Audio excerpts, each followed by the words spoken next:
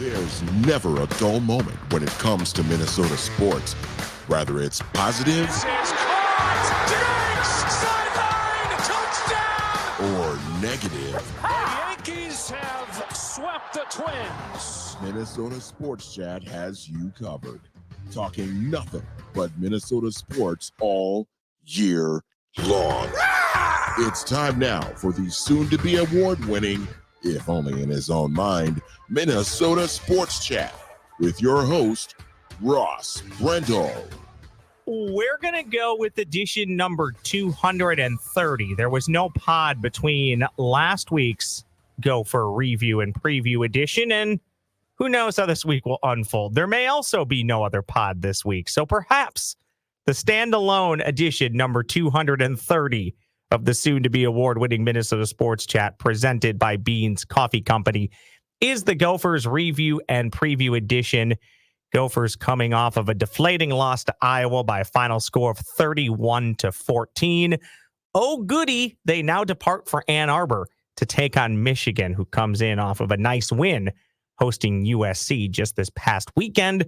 We'll talk Gophers with Daniel House from Gophers Guru, and I think perhaps I'll mix in a thought or two on the 3-0 Minnesota Vikings. But first, we'll start here. 4 straight 100-yard games, including tonight, and they do hand it to him. Johnson using his blocking. Johnson finds the space. Touchdown! Caleb Johnson, takeover mode. It's a 60-minute game. I told our team, I said, we played for 30 minutes. That's the simplistic facts about it, the simple facts about it. The job of the head football coach is to get his team to play hard for 60 minutes, and I failed to do that. And I told him that same thing. I said, it's unacceptable, and it won't happen again. They made some adjustments in the second half. We made some adjustments in the second half. Couldn't stop the run. The word of the second half was space. They had space everywhere. And, you can look at the iPads and you can go back to the iPads. You could talk about it, but I got to go back and dissect it and see why. And then we didn't have much space in the second half. So second half word was space. I love our team. I'm proud of the resolve, but we didn't play well in the second half. And when you don't play well offense, defense, and special teams for 60 minutes and with really good teams and the Big Ten the way it is, you're going to get beat like that. That is PJ Fleck post-game after Iowa, courtesy of the Gopher Sports YouTube channel, the highlight courtesy of NBC Sports. Daniel, welcome into the conversation from gophersguru.com. Max Brosmer, 22 of 37, 209 yards, 2 touchdowns, 2 picks. Cade McNamara throws for just 62 yards. I know Iowa likes to lean on the run game, but if you would have told me prior to the game he throws for 62 yards, I would have said he either got injured or the Gophers won. Iowa ran for 272 yards as a team. The Gophers just 79. Gophers led at half 14-7, and that was about the highlight of the game as they go on to lose 31-14. Overall, Daniel, I'll say this. There was some good, but that good gets overshadowed by being absolutely just run off the field in the second half by Iowa. No pun intended on run off the field, but that's exactly what happened. Yeah, it was just the tale of two halves. I mean, I felt like Iowa found its footing almost immediately walking out of the halftime break. And that they've been setting some stuff up over the course of the game. They've been running stretch zone. They popped one where they didn't have, good leverage on the edge and missed a couple tackles. And then, you look at the second half, just a couple of tweaks that they made. I wrote about it on the website. Counterplay. Then you got like a misdirection where there's a cutback built into it on the backside, and they got the wide receiver lined out, wider split, and ends up, running a fade to draw the defender out, and you just got a highway out in the alley just by the formation and leverage that was created. The crack blocks were giving them a lot of trouble, not being able to have the corner replace on the outside, just exploiting some things that, Minnesota was doing defensively, some personnel they had out there, and they did a really good job of making adjustments in the second half. Tim Lester got his offensive line really, really good angles in the run game, and Caleb Johnson's fun to watch. I'm like, man, I got to watch Amari and Hampton and Caleb Johnson live already this season, 2 really good backs. Can I tell you what I liked about the game? Because I do want to be constructive, both negative and positively. I liked the game plan coming out and trying to chuck the ball all around the field in the first half. That was different. I'll be honest. It was unexpected. Obviously, there were things that they saw that they liked. And in the first half, for the most part, it worked. Maybe they did that out of necessity. Maybe they thought they couldn't run, which would surprise me because that's not the MO of Gopher football. But I liked that. And you are seeing some things from Max Brosmer as to why they like him. I think you're still seeing too many throws you can't miss in Big Ten play. But I do like that at least they were giving him the opportunity to air out the ball and for the offense to go up and down the field. My question to you, was that because they saw stuff on tape that they really liked and thought they could take advantage of? Was that we're going to pull the wool over your eyes on this one? Or was that we're not really sure that we can run. We don't think that we can. Taylor's maybe a little bit banged up. Let's air it out. I thought I was just taking what the defense is giving you. I mean, you're mixing coverages up, between the zone and early downs, different types of looks, playing a little man underneath with the two high, two man under, kind of like we talked about coming into the preview. So you're able to, do some things like a mesh concept to get a receiver open and, underneath on a crosser. You're able to, hit on a go ball down the field into tight coverage. And Lemecki Brockton made a great play. I thought their low red zone play calling in the first half was really good. Jameson Gears made a great play on the ball, good body control and hands. I just felt like, that other design to Elijah Spencer in the flat there with two really good blocks on the perimeter and able to find his way into the end zone. Great athletic play by him, Housey. I know he really gave it his all to get in the end zone. I think Spencer's played really well through the first few games here, finding zone windows, settling in, making plays after the catch, catching the football. Like, just the details have been pretty good from him. I just felt like second half, they were able to do some actions up front with the D-line. Iowa's defensive line, I felt like, just amped it out in the second half. They were able to get that one play by Sebastian Castro where, he's just dropping into his zone, reading the quarterback's eyes, route breaks outside, driving on the ball. Just some things schematically that they were able to do to get Minnesota backed up into passing down situations. Once that happens, once you get off the train tracks and you're in those situations against Iowa, that's when the whole ball game changes. You get a stunt here, you get a blitz there, you get tight coverage, you change a coverage picture. I thought Brosmer, there were times where like maybe miss a throw here or there, but then, go back, fine tooth comb, you got pressure from the right. Like, it's just detail stuff. It's not like there's one problem play to play or multiple problems play to play. It might be like one detail here, one detail there. Like, everybody's just got to execute at a higher level, and you can't get in a spot where you have those quick drives, and then your defense is right back out on the field. I mean, that's tough. Last thought on Iowa before we move on to Michigan championship season and going 1-0 in Michigan championship season. Daniel House, 3rd and 10, final play of the third quarter. Is handing the ball off in that situation, now down by 10, facing 3rd and 10, you have no momentum. Is handing the ball off there coaching scared or essentially punting on trying to win the game? Because I would never say that they're punting on trying to win the game, but I just don't understand in that situation how you can do that. The only way you get away with that, Daniel, is if it works and you pick up 10 or 11 yards for a first down. You have to know you're going to be open to criticism and get some boo birds like they did when you run that play. Optically, that's a really bad look for me from Section 235.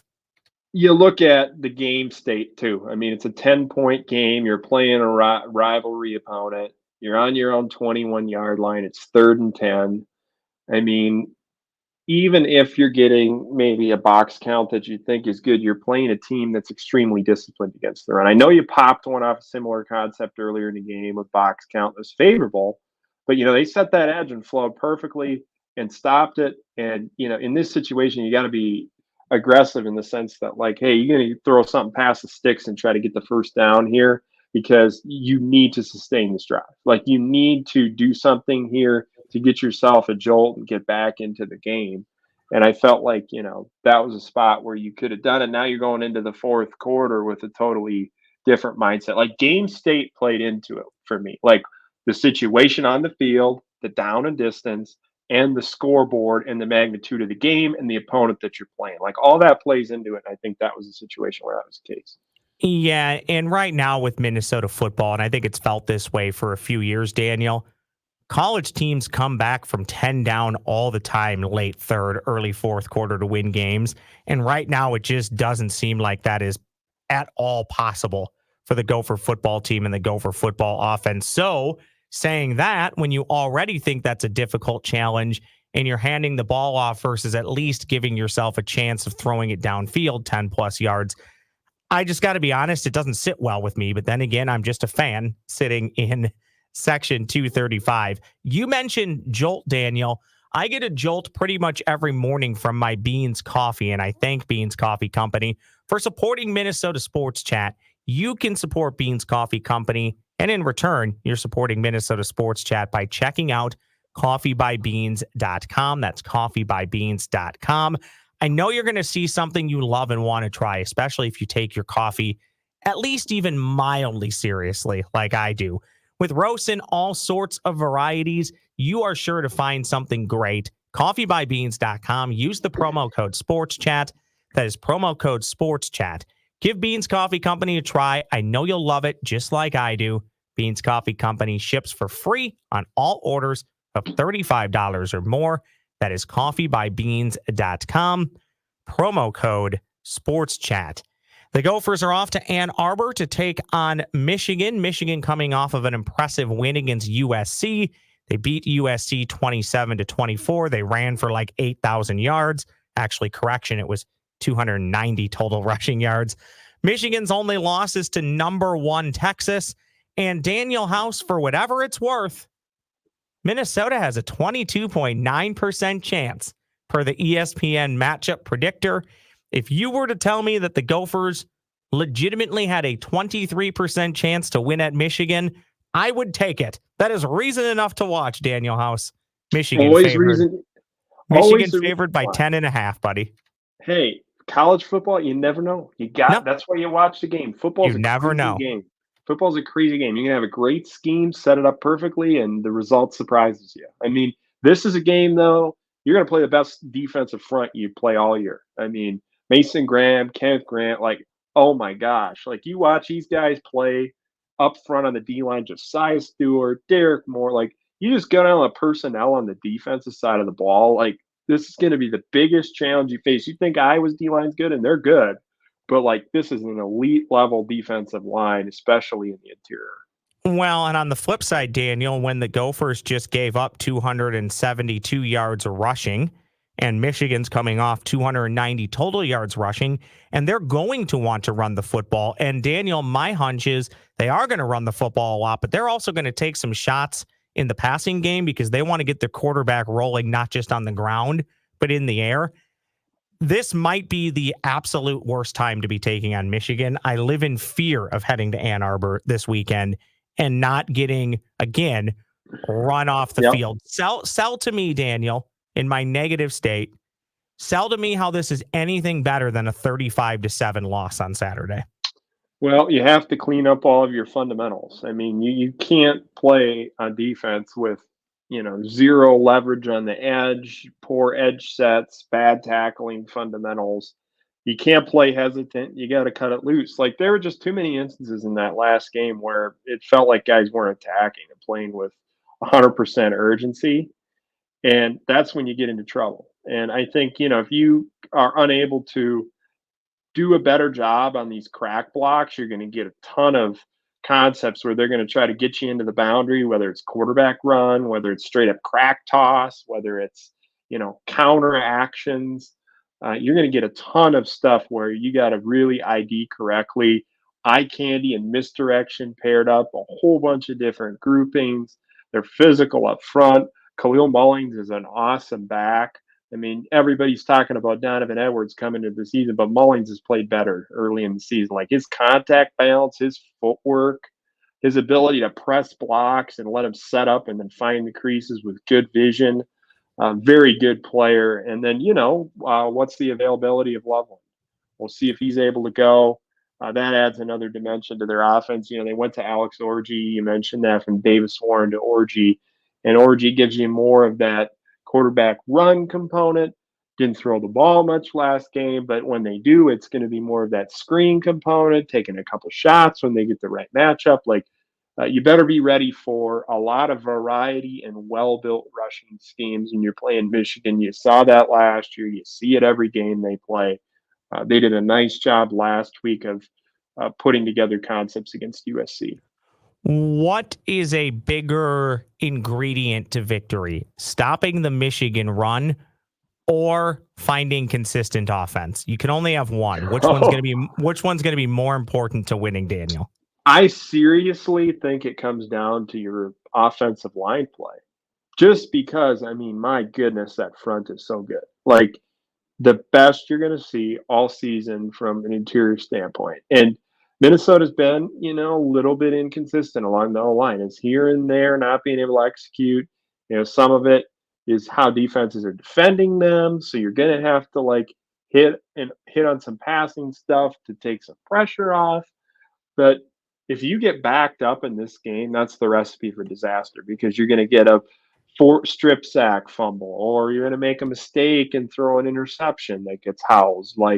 If you are behind the sticks against Michigan, that's a recipe for disaster. So I would say more of that, because I do feel like you can maybe figure some of the stuff out defensively to load the box and just play with better fundamentals up there. That's going to be the emphasis this week, is just cleaning up some details with the corners and the safeties. I think the defensive back room is going to have to just tighten up some details there. They definitely went at that last week, Iowa did. And then second level too, and block deconstruction up front, getting off of blocks more consistently. It's just, I believe between those two variables, you're going to need to play better up front along the offensive line against a really good team. I am going to hit you, as my voice cracks there. I'll say that again. I am going to hit you with a little impromptu house maintenance. House maintenance? Oh my gosh. So at the beginning of the year, I think in our official preseason pod, I think I went with 6-6, that they would be a 6-win team. But I thought, and we talked this out, that a lot would have to go well. And I think you would have to win a lot of the toss-up games. In my opinion, the Gophers are already 0-2 in what I would say toss-up games, or games that you can win. That being North Carolina and that being Iowa. I've not seen any reason to believe, Daniel, that this team can win more than 1 or 2 conference games from here on out. It might not even be that. So here's what I'm asking you to do, Daniel, in house maintenance. Fix my negative state of mind and tell me that this team's going to win some games. Yeah, well, there's toss-up games. I think the only toss-up game you got is UCLA. And then, maybe Wisconsin if they can't figure out the quarterback situation. If their offense can't find its footing, they struggle to stop the run. Maryland's really good. I did prep this week. I'm doing a little side prep job. I was doing Indiana and Maryland. I came away so impressed with Maryland. How they play their young guys, how many contributions they're getting from younger players. Hey, it only took Mike Loxley 10 straight top 20 recruiting classes to allegedly put together a team that might do something. When whatever they're doing from a roster building scouting standpoint, the way they feature their personnel, to get ready for this game, I could not believe all the players that I had to go and watch, and study in detail of where they are on the field, where their alignment is. As a coach, they create a lot of challenges for you trying to get ready for them. And their offense is playing really well. Ty Felton's an amazing, amazing wideout. Billy Edwards has played well. That's not going to be an easy game either. I think a lot of people were circling that one at the start of the season, hey, Minnesota's at home. This is a game that they'll win. But it's a tough path. UCLA, we mentioned that. Their defense, I think they're good on defense. Their front is talented. They got a lot of guys that can rotate. Felt like they're getting better offensively. I think Garber's just starting to figure it out with Bieniemy as he puts that system in. But long answer to your question. It's going to be tough. I mean, you're going to have to play and execute in every single game you play because in the Big Ten, there's no easy game. I tell people that all the time. Like, you better show up and play really well. The beauty of college football is you can truly win any Saturday for the most part as a team like Minnesota, unless you're maybe playing Alabama, Georgia, when they're at their peak. You truly can. We see it each and every week. Teams win that you would not think would win. But for argument's sake, Daniel, as I sift through this list, I don't think there's much of a chance you win against Michigan. I don't think there's much of a chance you win against USC. It helps that you're at home, but it's probably not likely. So games that I would say are winnable. UCLA is winnable. Doesn't mean you will win. Maryland is winnable. Doesn't mean you will win. You're probably going to lose to Brett Bielema again. That'll be PJ's 10th loss? No, Minnesota's 10th straight loss to Brett Bielema, I believe, this year. Yeah, I'm not sure. Again. It's pretty high, yeah. I think it's 10. You can beat Rutgers. Don't know if you will. Probably not going to beat Penn State. You can beat Wisconsin. Probably don't know if you will. So let's just say you win 2 of those 4 games. That's 4-8. That makes you 6-7 after academically qualifying for the Quick Lane Bowl last year and 4 or 5 wins this year. I just think we're in a bad trend and something needs to change. I'm not saying that the head coach needs to change, but something needs to change somewhere along the way, because this far into the regime to have back-to-back years like this, it's not good. And I don't care how much college football has changed. It's changed for everybody. To quote the great fake Billy Bean in Moneyball, Daniel House, adapt or die. Adapt or die. And the Gophers may be facing one of those situations here coming up. Huge moment in time. I mean, you got salary cap coming here. You got, you're going to have to really retool as you look at how the Big Ten landscape has changed, where the game is heading. Like, there are tons of decisions that not just Minnesota, but a lot of schools that are in the same, wheelhouse as Minnesota, as athletic directors, as, coaches. You're going to have to look and evaluate everything to try to figure out how you gain an edge in this landscape. It's going to be fascinating, that's for sure. I want to ask you, I'm a little bit limited on time, so 1 Vikings question, maybe 2 for you. I think everybody is a little bit surprised that the team is 3-0, but when you take a step back and you think about it, should we really be all that surprised? We know the Vikings have a great offensive mind, or at least we think a great offensive mind at head coach. They have a quarterback that I think a lot of people thought could be functional if he was in the right spot. You have a defensive coordinator who, for the most part, at least when it comes to scheming a game plan, people think very highly of. And you brought in a lot of high-end talent and a lot of smart players. Should we be surprised that the Vikings are 3-0 when you think about it that way? I don't think many people had 3-0 on their card entering this season just because of the caliber of opponent. But I also think, you look at how physical the first few weeks of the NFL have been. There's been so many injuries. Some of that is attributed to how much these teams decide to play their starters in the preseason, and you get acclimated to contact and bang.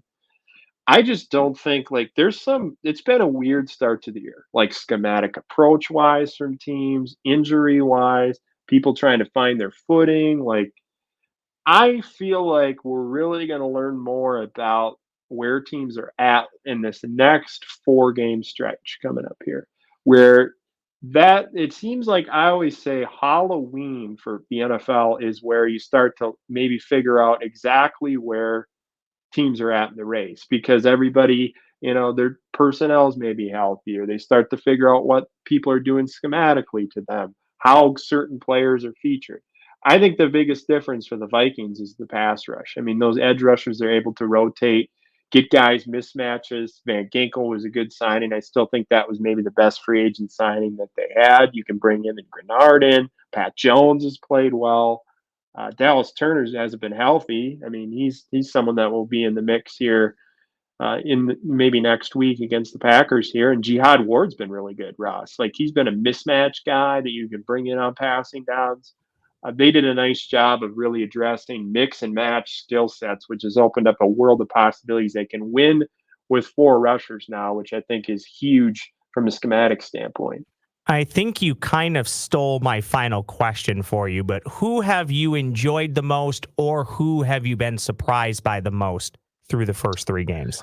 Well, I went out with Van Ginkel on defense, so I'll give you Aaron Jones on offense. I felt like that was a great signing when they did it.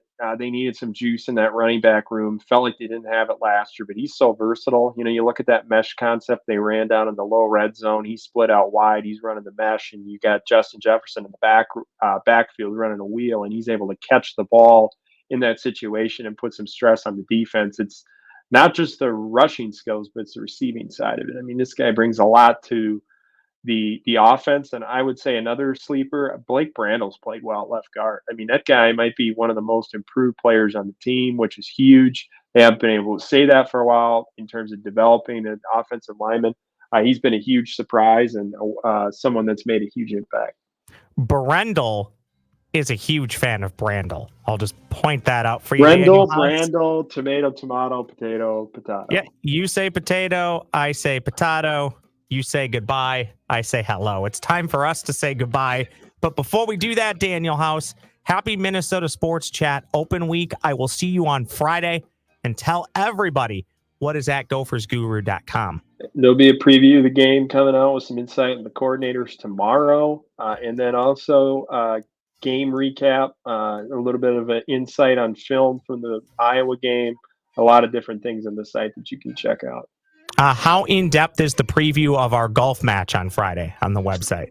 You know, I'm just zoned in. Now I will do my pre-match stretching routine. We'll be ready to go. Don't worry. Great. Let's row. I'm golfing with Daniel on Friday and looking forward to it. Daniel, as always, sincerely, thank you for making time for me every week. Thank you for doing this, and enjoy the football action on Saturday, but I'll see you in the flesh on Friday. I appreciate you, Ross. That is Mr. Daniel House from gophersguru.com, at Daniel House MN on the X machine. I am at the Ross Brendel. If you're not following us, please do. If you're listening to this podcast, please rate and review, maybe copy the link, send it to a family or friend. If you're watching on YouTube, comment below, like, subscribe, tell the masses all about Minnesota Sports Chat. That would be much appreciated. I'll be back again real soon. Thanks for listening to Minnesota Sports Chat, presented by Beans Coffee Company. Use the promo code SPORTSCHAT. That's one word, Sports Chat, to save at checkout. Follow Ross on X at the Ross Brendel. Like and subscribe to Minnesota Sports Chat wherever you get your podcasts. Rate and review kindly.